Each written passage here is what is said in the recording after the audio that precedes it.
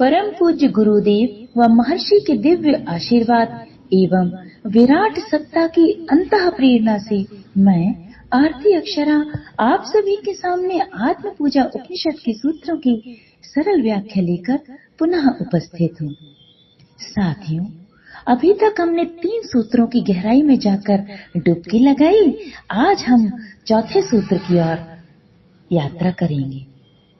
प्यारे मित्रों, आत्म पूजा उपनिषद के सूत्रों में यात्रा करते हुए हमने समझा कि ओम का निरंतर स्मरण ही उसका ध्यान है।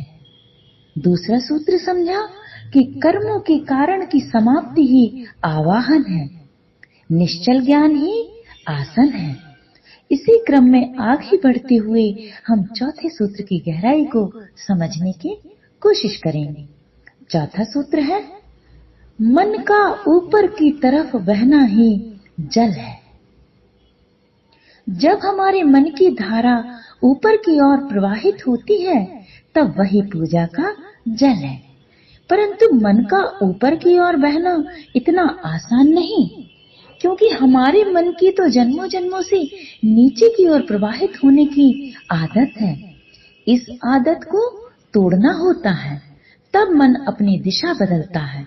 और जब मन अपनी दिशा नीचे से ऊपर की ओर कर लेता है, अर्थात जब ऊर्जा का प्रवाह ऊपर की ओर होने लगता है, तब ही पूजा का जल बन जाता है।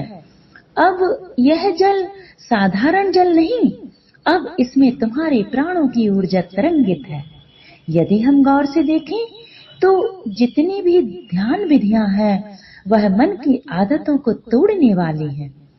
ध्यान के द्वारा जब भीतर जागृति आती है तो ध्यान के द्वारा जब जागरण का दिया जलता है तो मन फिर अस्तित्वगत ऊर्जा से जुड़ जाता है, जहाँ ऊर्जा का प्रवाह तुम्हें ऊपर उठा रहा है। यहाँ ऊपर उठाने से मतलब है चेतना की स्तर पर ऊंचा उठा रहा है। अब तुम अपनी चेतना की उच्चतम अवस्थाओं में कदम बढ़ाने की ओर उन्मुख हो रहे हो।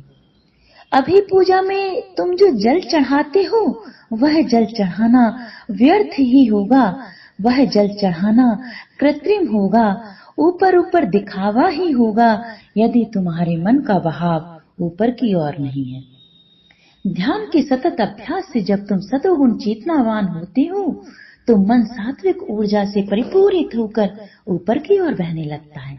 यही पूजा का जल चढ़ाना है, अर्थात मन का ऊपर की ओर उठ जाना पूजन में जल चढ़ाने का विधान है। साथियों, यह प्रकृति का नियम है कि जो भी चीज हल्की होती है वह ऊपर उठती है।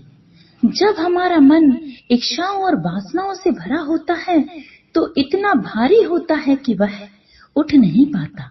इस अवस्था में मन का बहाव नीचे की ओर होता है। लेकिन यदि हम निर्भर मन हो जाएं, उसके ऊपर व्यर्थ की इच्छाओं का भार ना रहे, तो मन अपने प्राण ऊर्जा से तरंगे लेकर ऊपर उठने लगता है। और मन का यही ऊपर उठना पूजा का जल है। अर्थात जब मन विकार रहित हो जाता है, मन की विकृतियां निकल जाती हैं, तो मन इतना हल्का हो जाता है कि स्वतः ही ऊर्ध्वगमन करने लगता है। मन का यही ऊपर उठना, ऊपर की ओर गमन करना पूजन के लिए जल है। साथियों, मन तो हमेशा से ही आनंद खोज रहा है, बस हमने ही उसकी आनंद की खोज को गलत दिशा दे रखी है। हमने हमेशा मन को बहुत आनंदित करना चाहा, लेकिन बाहर बाहर से, जबकि मन की खोज है आत्मा से मिल जाना। ध्यान ही वह माध्यम है जिसके द्वारा हम मन रूपी लहर को आत्मा रूपी समुद्र से मिला सकते हैं, और ऐसा मन इतना हल्का हो जाता है कि उसका प्रवाह अपने आप ही ऊपर की ओर हो जाता है। अर्थात मन आत्मा ही हो जाता है, अर्थात मन आत्मवान हो जाता है। मन का आत्मवान होना ही पूजन के लिए जल है।